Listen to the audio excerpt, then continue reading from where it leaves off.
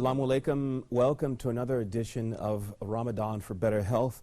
Thank you for tuning into the program, and happy Ramadan to you. We hope that so far this year, in the holy month of Ramadan, that you've been successful in your fasting, inshallah. May Allah accept all of our efforts. Today, we're going to be talking about the issue, a very serious neurological issue, epilepsy. We're joined by a specialist in the area of neuroscience. He is a consultant of neurosurgery. This is Dr. Ahmed El Shakawi. Assalamu alaikum to you, doctor. Alaikum salam, Mr. Ali, and thank you for inviting me today. And happy Ramadan for all Muslim brothers all over the world. Thank you so much for being here with us. Thank you. All right, so we're talking about something. Epilepsy is not a light issue. It's a very serious issue. Yes. Talk to us about what is epilepsy. Yes. Yeah. As you told, epilepsy is a serious neurological disorders which affect about 1% of people all over the world. Mm-hmm. That means that about 65 million people all over the world Mm-hmm. suffers from epilepsy. Mm. Epilepsy is characterized by frequent epileptic seizures. These seizures range from brief periods of lack of attention Mm-hmm. to a more vigorous shaking, during which the patient may be hurted due to hitting by something Mm-hmm. Mm-hmm. hard or like this. Yeah. Epilepsy has so many causes and so many types. Mm. We can broadly classify epilepsy into two major types. The first type, which constitutes about 60% of all epilepsy, which is convulsive type. Convulsive. Which means that the patient has convulsions, means there's shaking of muscles of his body. Mm-hmm. And during this attack, he may lose consciousness, Mm-hmm. and this attack is followed by about a few hours of lack of muscle tone. Mm. He may become flaccid for weak, not able to move. yes, he is not able to move for a few hours. After that, he gain his power Mm-hmm. and his consciousness. Mm. The second type, which is non-convulsive type, which Mm-hmm. constitutes about 40% of all epileptic patients. The patients may have loss of consciousness, but the muscles of her body is not contracted and not shaking during this attack. Mm-hmm. Mm-hmm. It has also many types, like atonic epilepsy, absence epilepsy, which occur most commonly in children. Mm. The patient may, for few minutes, lack attention for only 3 or 5 minutes. Mm-hmm. After that, he can regain consciousness again, and he is not aware that he has epileptic. So the sufferer from epilepsy in Yes. these mild cases, they're not aware of what they've experienced. Yes, he doesn't know what happened to him after regaining consciousness from this epileptic attack. Okay, so so far you said there are three types: convulsive, people who have these seizures, violent Yes. movements, and they And can this hurt is- themselves or Yes. others. Non-convulsive, and is there a third category? Yes. Mm. Third is absence epilepsy. Absence of epilepsy. Okay, all right. Let's talk about the causes. Can it be introduced by the environment or diet, or is it only hereditary? We can classify epilepsy also into primary or genetic epilepsy, which means that the patient acquire him by genetics from hereditary causes from his relatives due to abnormal genes in his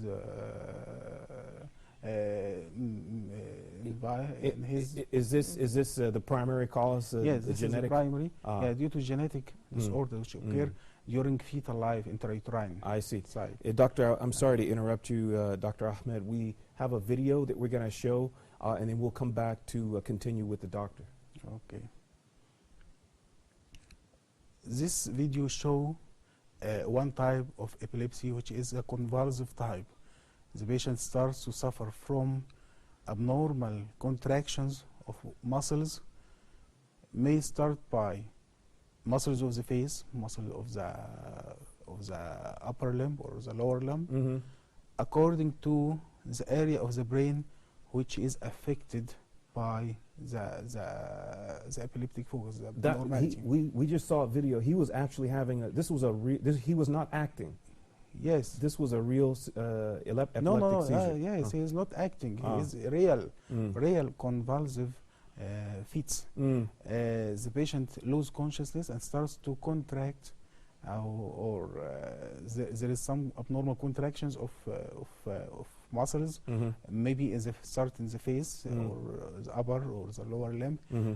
and this is due to abnormality in the electricity of the brain. The Ah. brain Ah. maybe abnormally have an area or focus of abnormally hyperactive cells. This is the initiation, or this is the source of epileptic attack. Mm. After that, this wave of hyperelectricity may spread all over the brain and may cause a full-blown picture of epileptic seizure. Okay, so obviously this is a very serious thing. It's very difficult, I can imagine, for people to have normal lives as Muslims.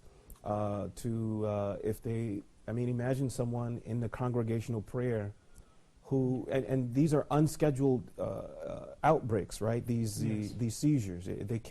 Can they feel these seizures when they're coming on to control where they are when they happen?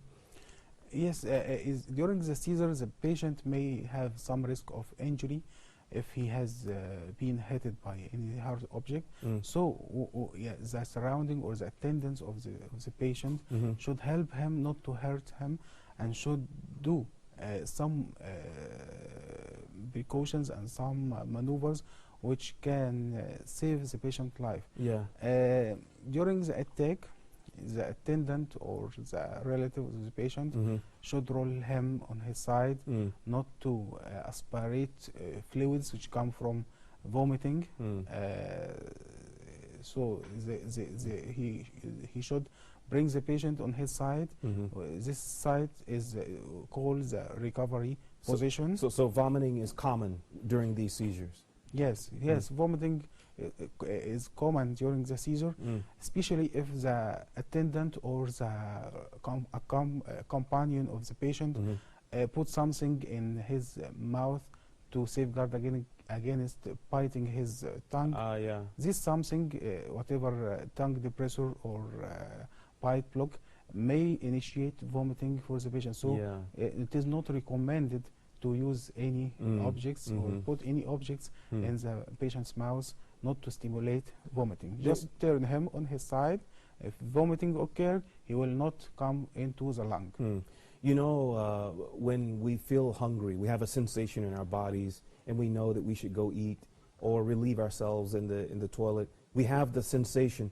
Do they have any sensation, any feeling in the body before the seizure comes, or does it just happen upon them without their... In some types of epilepsy, patients may have some sort of symptoms, mild symptoms, which occur, like smashing, dropping of the angle of the mouth, like tingling in the or numbness in his arms. This is a sign that it could be coming. Yes, and after a brief period of time, he will go through the full-blown picture, but he cannot prevent it. Yeah. Wow. All right. So let's talk about the treatments, the different approaches that doctors like you and your colleagues. How do you treat patients who have epilepsy? Treatment depends on the type of epilepsy the patients have.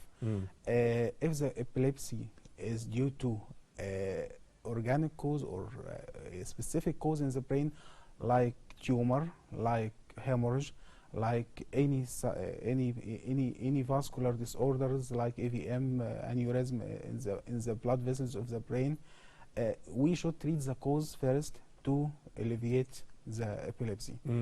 But in the first type of epilepsy, which have no specific cause, we should start by medical treatment, drugs. Drugs, there are two lines of treatment by drugs.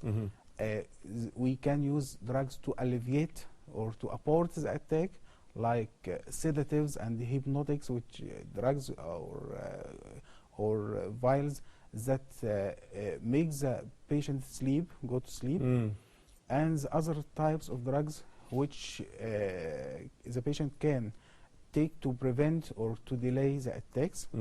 And there are many different types of drugs the patient can use. And fortunately, about 70% of patients can be controlled. 70%? Yes, can be controlled on drugs. Wow. Oh, that's a very high rate of success. Yes. If they take the tablets, they can live a normal life without. Yes. Yeah, but in this remaining 30% of patients which can be controlled on drugs, there is another lines of treatment like surgery.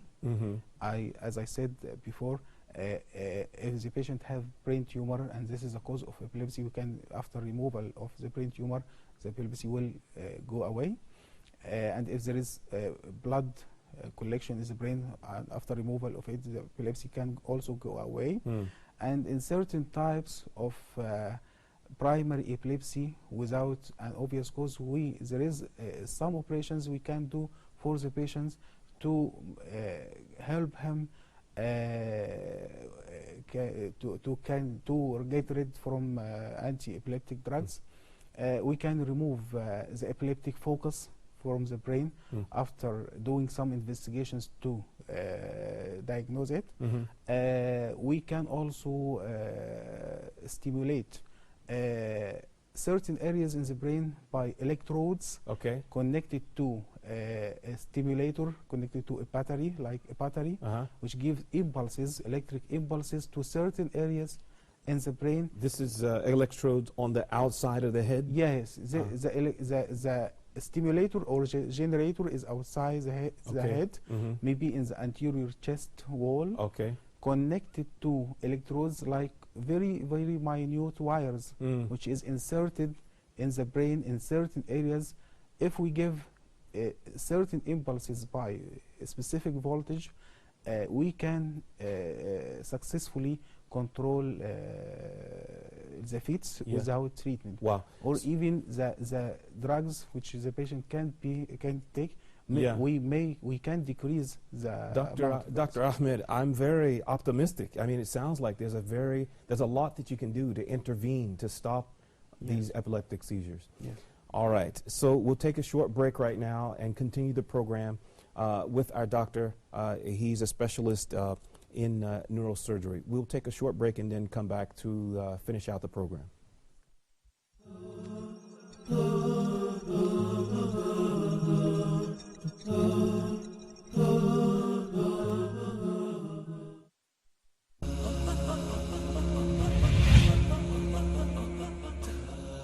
Welcome to Cosmic Proof, the one and only program that leads you to the truth wherever it is, for my sake and your sake.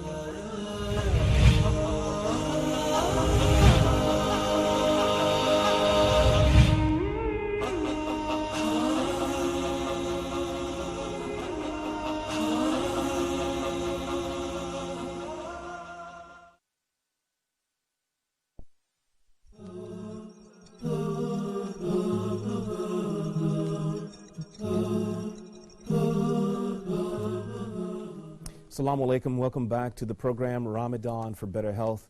We've been talking about epilepsy, a very serious neurological condition. But the good thing is that the doctor here with us, he's a specialist in neurology, Dr. Ahmed, that there's a very high rate of success in treating the patients who suffer from epilepsy. Yes, as I told you, more than 70% can be treated completely by drugs. And if the remaining part is 30%, if the drugs failed, we have many options for treating these patients, like surgery. And if surgery is not suitable for them, we can do neurostimulation by electrodes inserted in certain areas in the brain. So it's safe to say that more than 90% can some way or another be effectively treated? Yes, more than 90% can be treated from epilepsy. Very, very, very good. Very good news. We talked about the treatments and a little bit about the condition itself. What about the diagnosis of epilepsy? Yes, the diagnosis starts from the clinical picture of the patients, the characteristic attack of the patient, we suspect from it that the patient have epilepsy. If the patient has loss of consciousness, convulsions, and shaking of the muscles of his body, so we do more tests to be sure from the diagnosis. One type of tests we can do is to prove the disease itself. We prove the patient that has epilepsy, which can be done by what's called EEG. This instrument or this device can record the electricity coming from the brain and can accurately define the area of hyperactivity or area of abnormality, which is the cause of epilepsy. After that, we can do more tests and more imaging for the brain to define or to diagnose the cause, to show the cause of the epilepsy. As I told you, there is about 20% of cases which come from certain pathology in the brain, like tumors, like hemorrhage, like bleeding, like vascular malformations which occur in the brain. By the imaging tests, we can define accurately the cause of epilepsy. We can do for the patients CT, MRI, CT angiography, which shows to us the details of the blood vessels of the brain and can diagnose any abnormality in them. So it sounds like what I didn't catch before, something you just said, is that you may not be born with it. You could have a trauma that can cause. Yes, trauma. One of the most common causes of secondary epilepsy, because trauma may cause injury to the brain cells itself. This injury can irritate the nerve cells in the brain and make it to be hyperactive and discharge more electricity, which is a cause of epilepsy. I see. All right. Let's connect this subject to the title of our program, Ramadan. Yes. The Muslims are fasting the holy month of Ramadan. I think it might be obvious to me how it could affect. What kinds of things? Talk more about how epilepsy can affect sufferers who are Muslims during the month of Ramadan. Many people or many patients with epilepsy may have risk of increased seizures during the Ramadan because of many causes. First one is the change in the time of drugs which is the patient can take. During Ramadan, as there is abstinence from drinks, from food, and from oral drugs for more than 12 hours per day. These long hours may lead to decrease in the level of the drug in the blood of the patient, and this may cause risk of seizures or risk of epilepsy to increase. Also, the changing the sleep hours and sleep rhythm during Ramadan may cause the patient to have more seizures or more attacks of epilepsy. The decrease in the blood sugar level which occur during fasting hours also may initiate or may irritate or may lead the patient to have an epileptic attack. So we advise all patients with epilepsy to consult their doctors before starting Ramadan fasting to adjust the dose and to give him advice for safe fasting. And also there are many people which cannot fast during Ramadan. People which take drugs 3 times daily or 4 times daily. If we deprive them from the medication for more than 12 hours, they can be at high risk of having the attack. So in these patients, we advise them not to fast because of fasting may cause increased risk of having the attack during Ramadan day. And it all depends on the every individual patient. So we advise them to consult first their treating doctor, and they will, according to the condition of the patient, they will give the accurate advice. And this is something that they don't have to face potentially every year, every Ramadan season. Yes. Because didn't I understand you correctly that these patients could eventually come off of the medications? They could reach a point where they no longer need the medications. Is that correct? Yes, but medications for epilepsy and drugs should be taken for epilepsy for more than 2 hours, 2 years. So the patient may have to take the drug for many years to be alleviated, to be cured completely from the epileptic attack. Okay.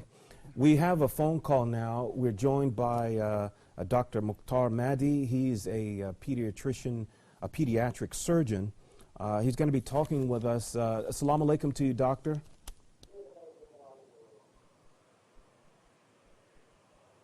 Assalamu alaikum. Wa alaikum salam wa rahmatullahi. Doctor, thank you for calling in to join the program. Our pleasure. What would you like to talk about to contribute to this discussion? We will speak about congenital anomalies or congenital birth defect in children, and now we see increased prevalence of it.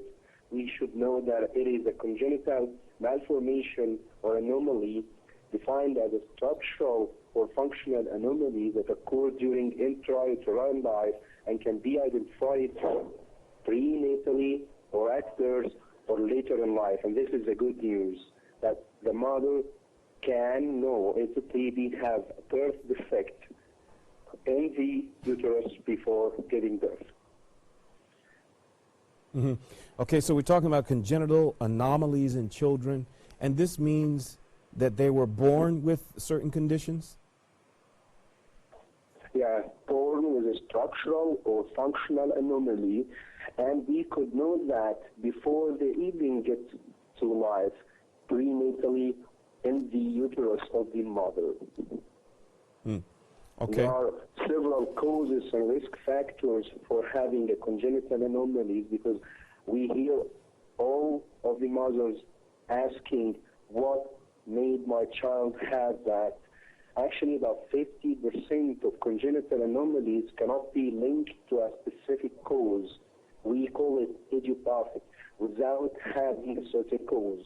But we have some risk factors saying that when you increase the factor of having a congenital anomaly, like the socioeconomic status. We see that in low socioeconomic status and countries that have a low income, about 49% of severe congenital anomalies occur in these specific socioeconomic status. Also, the genetic factors. If you don't know who are to blame the parents, especially parents who are related by blood infections. Maternal infections such as syphilis, rubella are significant cause of congenital anomalies in low and middle income countries. That's why we tell the mother that the first trimester and during pregnancy, you should take good care of your health. That brings us to maternal nutritional status, because it has a major effect. What the mother eats in the first trimester will affect the health and the formation of the baby, especially iodine deficiency, folate insufficiency, obesity, and diabetes linked to our congenital anomalies. If the mother has a good balanced diet, having these supplementary medications in the first trimester and avoided having infection and taking drugs without the doctor's orders, you will have less of these congenital anomalies. Also, environmental factors.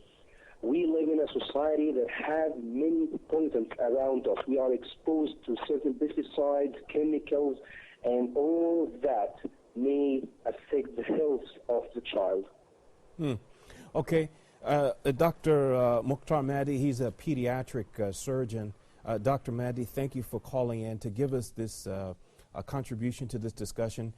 He's telling us that it's very important for the mothers, the expecting mothers, to be very careful about the environments that they allow themselves to be in, including the month of Ramadan, because it has a direct impact on the health of, obviously, on their growing children. Assalamu alaikum to you, Dr. Mukhtar. We'll be in touch with you in the future. And we have just a couple minutes to finish the program here, continuing our discussion about epilepsy. What kinds of things would you advise for patients, even those who have been successful in overcoming the epilepsy, for the fasting month? Any special concerns they need to be aware of for the month of Ramadan? Yes, we can advise people who have epilepsy first to ask their doctor, because every case has its precautions, and the treating doctor is the only one who can advise the patient for safe fasting. But in generally, patients with epilepsy should avoid any stress in Ramadan, should have sufficient sleep hours during Ramadan, and also he should avoid decrease in the blood glucose level by taking much more food before starting fasting, rich in sugars, because decrease in the sugar level in the blood during fasting hours may initiate the epileptic seizure attack. I have a question. I've heard, that flashing lights could have an effect on. Is this true? And yes, this is true. Any irritant stimulus may precipitate the attack of epilepsy, like flashing lights, like loud noise, like any stress the patients may suffer during his daily activities may precipitate the attack. So this is something to be aware of when celebrating the Eid holidays and the month of Ramadan. There are lots of lights, especially fireworks that are being, and this kind of thing. So be careful according to. And we appreciate you, Dr. Ahmed, for joining us. He is a consultant in neurosurgery, Dr. Ahmed El Shakawi. We will end our program for tonight. Inshallah, we'll be back to continue our program, providing information to help you have a more fruitful and successful fasting month of Ramadan, inshallah. Assalamu alaikum wa rahmatullahi wa barakatuh.